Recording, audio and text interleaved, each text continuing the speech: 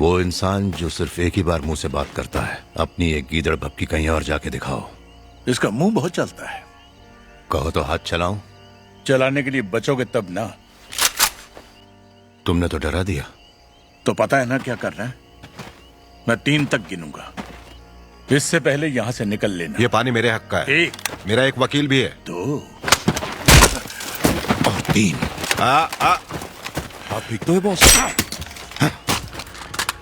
समझ गए ना क्या करना है? मेरी नाक तोड़ दी। निकल जाओ यहाँ से। भाग!